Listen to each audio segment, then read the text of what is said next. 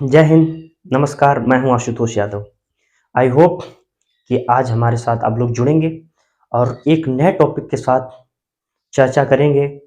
कुछ उन पहलुओं पर चर्चा करेंगे जो हमारे हंसते खेलते हुए देश में एक नए आंदोलन के रूप में इतना बड़ा जन्म ले लिया। आज जानेंगे कि नक्सलवाद क्या है, कि नक्सलवाद ने हमारे हंसते खेलते हुए हिंदुस्तान में इतना बड़ा जन्म कैसे ले लिया। नक्सलवाद के जन्म होने के कारण के पहलुओं पर आज चर्चा करेंगे कि हमारे देश में नक्सलवाद का जन्म कैसे हुआ। और नक्सलवाद को समझने से पहले हमको ये समझना पड़ेगा कि भूमि सुधार क्या है। जब हमको भूमि सुधार के बारे में पता होगा कि भूमि सुधार क्या है, तब हम नक्सलवाद को समझ पाएंगे। जब हमारा देश आजाद हुआ तब हमारे देश में जमींदारी प्रथा थी। देश के अधिकांश जो देश में जो जमीनें थी वो जमींदारों के पास थी। उन जमीनों पर जमींदारों का कब्जा था। जो किसान थे उनके पास जमीनें नहीं थी, और जिन किसानों के पास जो जमीनें थीं मगर उस पर कब्जा जमींदारों का था। जब जमींदारों का कब्जा था तो किसानों के पास जब जमीन ही नहीं थी, क्योंकि हमारे देश में जो आय का जो साधन था वो कृषि थी। कृषि के अलावा दूसरा कोई आम जनता के पास या आम किसानों के पास कोई दूसरा संसाधन ही नहीं था। तो वो सब एक जीविका का जो साधन था, एक जो घर कैसे चलाया जाएगा, जो घर का जीविका का जो संसाधन थे वो कृषि थी, वो खेती थी। वो भी खेती जमींदारों के पास थी।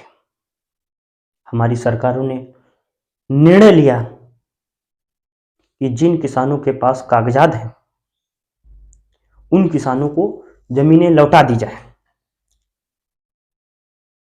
और दूसरा कि जो भूमिहीन किसान हैं, वो किसान जिनके पास जमीन का एक भी टुकड़ा नहीं है, जिनके पास जमीन ही नहीं है, उनको भूमिहीन किसान कहते हैं। कि कम से कम उनके पास आजीविका के लिए हमारी सरकारों ने निर्णय किया कि किसानों के पास कम से कम आजीविका के लिए उनके पास एक टुकड़ा तो होना चाहिए। मगर टुकड़ा हो तो हो कैसे? किसानों के पास जमीन आए तो आए कैसे? क्योंकि सारी जमीनों पर कब्जा तो जमींदारों का था। पूरी जमीनों पर कब्जा जमींदारों ने कर रखा था। तो सरकार ने यह निर्णय किया कि सबसे पहले जमींदारी प्रथा को खत्म करेंगे, फिर जमींदारों के अस्तित्व को खत्म करेंगे। जब तक जमींदारी प्रथा खत्म नहीं होगी तब तक भूमि का बंटवारा नहीं हो सकता। और जो जमींदारों ने जिस जमीन के कागजात जला दिए थे उस संपत्ति को सरकारी संपत्ति माना जाएगा, और जो सरकारी संपत्ति होगी उसको किसानों में बांट दिया जाएगा। जो भूमिहीन किसान होंगे, जो भी गांव के प्रत्येक परिवार में कम से कम आजीविका के लिए, घर चलाने के लिए कम से कम भूमि का एक टुकड़ा तो होना चाहिए। सरकारों ने निर्णय लिया कि जो सरकारी संपत्ति होगी, जो सरकारी जमीनें होंगी, उसमें से एक एक टुकड़ा प्रत्येक परिवार को दे दिया जाएगा कि कम से कम किसान अपनी आजीविका चला सके। योजना तो बहुत अच्छी थी। जो ये भूमि वितरण की जो प्रणाली थी कि किस तरह से भूमि बांटी जाएगी, ये जो व्यवस्था थी, इसी व्यवस्था को कहते हैं भूमि सुधार। व्यवस्था तो बहुत अच्छी थी, मगर हमारी सरकारों को ये आदेश दिए गए कि ये जो भूमि सुधार का है ये राज्य सूची का विषय है, कि राज्य सरकारें इस पर कानून बनाएं भूमि सुधार को लेकर। मगर कुछ राज्य सरकारों ने इस पर पहल की। जब पहल की, बढ़ चढ़कर हिस्सा लिया, तब उस समय संपत्ति का अधिकार मौलिक अधिकार हुआ करता था, और लोग अपने मौलिक संपत्ति के अधिकार को लेकर न्यायालय में पहुंचने लगे कि संपत्ति का अधिकार तो हमारा मौलिक अधिकार है, न्यायालय में चुनौतियां देना शुरू कर दिए। उन चुनौतियों से निपटने के लिए हमारी सरकार ने पहला संविधान संशोधन किया।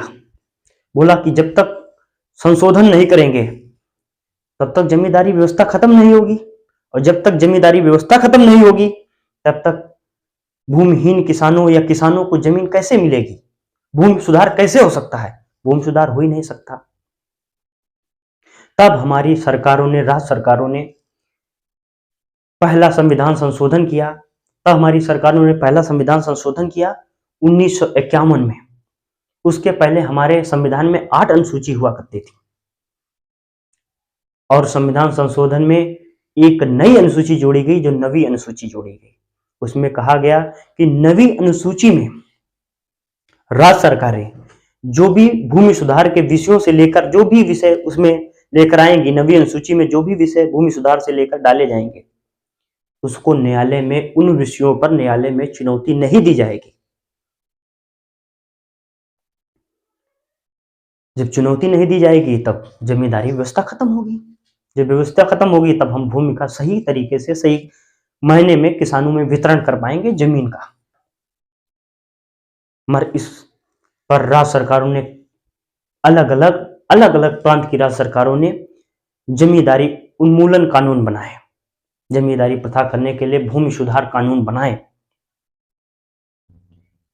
और जिन राज्यों ने भूमि सुधार कानून बनाकर लागू किए वहां तो प्रथाएं अच्छी थी, और जिन राज्य सरकारों ने, जिस भी राज्य में जमींदारी प्रथा कानून खत्म करने के लिए, भूमि सुधार को सुधारने के लिए कोई भी कानून नहीं बनाए गए, वहां पर हिंसा देखने को मिली। वहां पर हिंसा देखने को मिली, लोगों में आक्रोश उत्पन्न हो गया, वहां पर आंदोलन शुरू हो गए।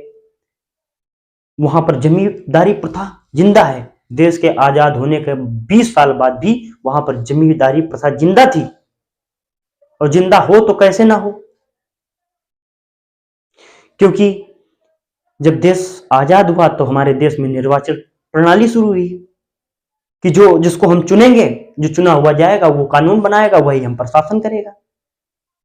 मैं जब देश आजाद हुआ तो पहले अंग्रेज शासन करते थे। अंग्रेजों के बाद जाने के बाद जो राजा थे, जो जमींदार लोग थे, उन्होंने रोजगार के एक नए अवसर ढूंढ लिए, और वही संसद बनके, वही विधायक बनके, वही पार्लियामेंट में बैठ गए, वही विधानसभाओं में बैठ गए। जब वही लोग बैठे हैं, जमींदार ही लोग बैठे हैं, जब राजा जमींदार लोग ही संसद विधानसभाओं में बैठे हैं, तो कानून तो वही बनाएंगे।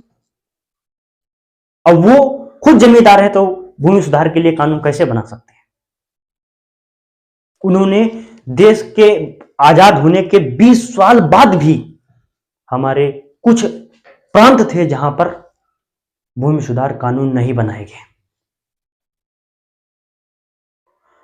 जमींदारी प्रथा को जिंदा रखा।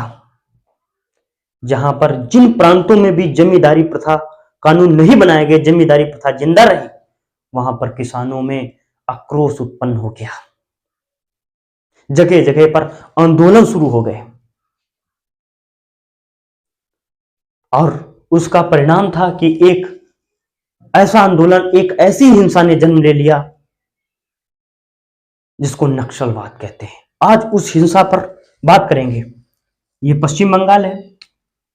पश्चिम बंगाल के दार्जिलिंग जिले में, ये दार्जिलिंग जिला है पश्चिम बंगाल का।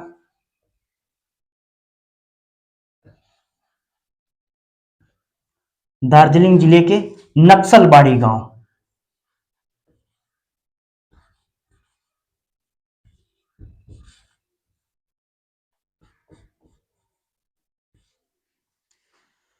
दार्जिलिंग जिले के, ये जो पश्चिम बंगाल था, जहां पर जमींदारी प्रथा जिंदा थी, जहां पर पहले अंग्रेज शोषण करते थे और आजाद होने के बाद जमींदार शोषण करने लगे।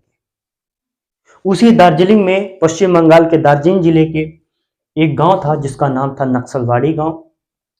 वहां के आदिवासी, वहां पर ट्राइब रहती थी, आदिवासी लोग रहते थे। आदिवासी किसानों ने कहा कि सुना है कि भाई हम आजाद हो गए हैं, हमको आजादी मिल गई है। जब आजादी मिल गई हमको, कैसी, पहले तो अंग्रेज लोग शोषण करते थे हमारा, अब जमींदार वहां के यहाँ के जमींदार लोग शोषण कर रहे हैं। हमारी जमीन है, हमारी खुद की जमीन है, हम खुद से अपने मन से बुआई नहीं कर सकते हैं, मन से जुताई नहीं कर सकते हैं, और जो भी हम लोग अनाज पैदा करते हैं वो जमींदार उठा के अपनी गोदाम में उठाकर ले चले जाते हैं। जमींदारों ने सोचा, किसानों, वहां के जो किसान थे, आदिवासी किसान जो थे, उन्होंने सोचा ये कब तक चलेगा, अब सबक सिखाना होगा, अपने अधिकार के लिए लड़ना होगा। आदिवासी किसानों ने सोचा कि अब हम अपनी मर्जी से अपनी खेत में बुआई करेंगे, खेत हमारे, हम अपनी मर्जी से बुआई करेंगे, अपनी मर्जी से जुताई करेंगे। जैसे सुबह हुई, किसान बैल हल लेकर चल दिए, खेत में जब गए तब वहां पर जुताई बुआई करना शुरू कर दिए। जब ये बात जमींदार को पता चली कि किसान अपनी मर्जी से पहुंच गए हैं हल बैल लेकर, तो उसने कहा, जमींदार ने कहा, अब किसानों को सबक सिखाना होगा। उसने अपने गुंडे भेज दिए, और वो जमींदार के गुंडे गए, आदिवासी किसानों को मार मार के अधमरा कर दिया। इतना मारा कि भविष्य में कोई भी आदिवासी किसान इस तरह की हिम्मत ना कर सके। जब अधमरे किसान वापस लौटकर घर आए, तो वहां के लोगों ने रात में एक नया प्लान बनाया कि अब जमीन हमारी जमीन है, अब हम अपनी जमीन के अपने हक के लिए लड़ेंगे, और अब जमींदारों को मजा चखाएंगे। उन्होंने कुछ अलग ही ठान रखा था, जमींदार को इसकी भनक ही नहीं थी। रात में आदिवासी किसान इकट्ठा होकर जमींदार के घर पर हमला बोल दिया। जब हमला बोला तो वो जो जमींदार था जैसे कैसे अपनी जान बचा के भाग गया, मगर जो उनके चमचा जो गुंडे थे, आदिवासी किसानों ने बहुत मारा, मार मार के अधमरा कर दिया। और जो उनकी गोदाम, जमींदारों की जो गोदाम थी, जो उसके अंदर अनाज भरा था, उस अनाज को उठा ले गए, लूट लिया किसानों ने। अरे लूटना क्या, मतलब वो खुद किसान ही का था, अनाज था जो जमींदार लूट के लाया था। किसानों ने उसमें से गोदाम में से अनाज उठाकर ले गए। अनाज जब ले गए तो आदिवासी किसान वहां से अपना अनाज लेकर वापस चले गए, गांव लौट चले गए, और जो अनाज बचा था उसमें आग लगा दी। जब किसान मारे गए तब वहां की पुलिस प्रशासन ने जमींदारों के खिलाफ रिपोर्ट तक दर्ज नहीं की, क्योंकि जमींदारों का अस्तित्व ज्यादा था समाज में। और जब जमींदार मारे गए तब पुलिस प्रशासन, वहां की पुलिस प्रशासन एक्शन में आई। उसने नक्सलवाड़ी गांव में जो आदिवासी किसान रहते थे, जो ट्राइब रहती थी, उनकी जनजाति रहती थी, उस पर दबिश छापेमारी करना शुरू कर दिया। आदिवासी किसानों को उठाकर पुलिस लॉकअप में बंद कर दिया। एक एक पकड़ के आदिवासी किसानों को पुलिस लॉकअप में जब बंद कर दिया तो वहां की जो आदिवासी महिलाएं थी उन्होंने मोर्चा संभाल लिया।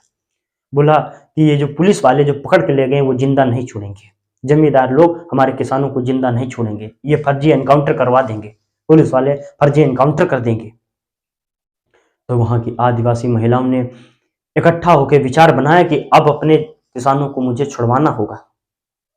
किसानों को छुड़वाने के लिए महिलाओं ने इकट्ठे होकर, वहां की जो महिलाएं थी, नक्सलवाड़ी गांव की जो महिलाएं थी, उन्होंने उनको जो हथियार मिले, हरफा भाला, जो भी हथियार महिलाओं को मिले, सारे हथियार लेकर थाने पर धावा बोल दिया। जब थाने पर धावा बोल दिया तब वहां पर कई पुलिस वालों को मार दिया।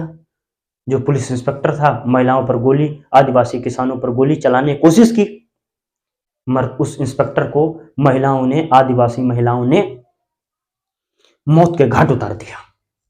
और कुछ पुलिस वाले अपनी जान बचा के भाग गए। जब इतनी बड़ी हिंसा हो गई तब जाके वहां की सरकारों की आंखें खुली।